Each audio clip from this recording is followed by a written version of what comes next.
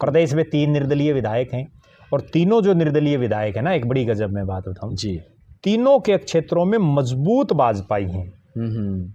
चाहे वो हिसार में डॉक्टर कमल गुप्ता को कमजोर नहीं कहा जा सकता, नहीं बिल्कुल, राजनीतिक रूप से उनकी बीजेपी में अच्छी खासी पैठ है, आरएसएस में अच्छी खासी पैठ है बिल्कुल। और चाहे बहादुरगढ़ के नेता हों, वहाँ भी बीजेपी के पास लगभग आधा दर्जन बड़े नेता हैं, और चाहे गन्नौर से जहाँ जो है कादयान साहब जो विधायक बने हैं, वहाँ भी बीजेपी के पास अच्छे खासे नेता हैं।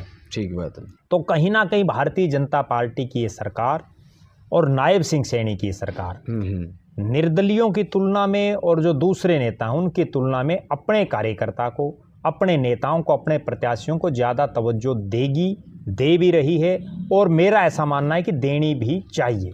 ये निर्दलीय तो केवल इसलिए सरकार के साथ आए हैं कि सरकार बीजेपी की बन गई। सही बात। अगर खुदा न खास्ता है कांग्रेस की सरकार बन जाती तो ये कांग्रेस की तरफ चले जाते। बिल्कुल नेचुरल बात है। बिल्कुल। और इस बार की बात नहीं, पिछली बार का भी अगर हम उदाहरण दें, पिछली बार 7 निर्दलीय बने।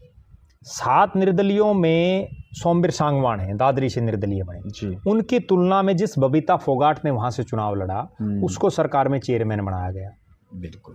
बलराज कुंडू महम से विधायक बने, शुरू में उन्होंने समर्थन दे रखा था, बाद में उन्होंने ले लिया, लेकिन वहां जिन्होंने चुनाव लड़ा शमशेर खरकड़ा ने, उनको पूरी हवा में रखा।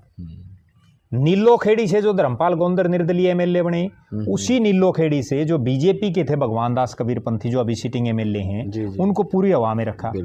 उसके बाद अगर हम बात करें पुंडरी से, रणधीर गोलन भले ही विधायक निर्दलीय बने और पुराने भाजपाई भी थे, लेकिन वहाँ चाहे वेदपाल एडवोकेट जिन्होंने चुनाव लड़ा, उनकी अच्छी खासी खूब चली।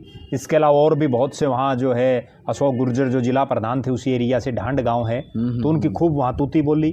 तो कहीं ना कहीं ये कहा जा सकता है कि निर्दलीय पिछली बार भी थे और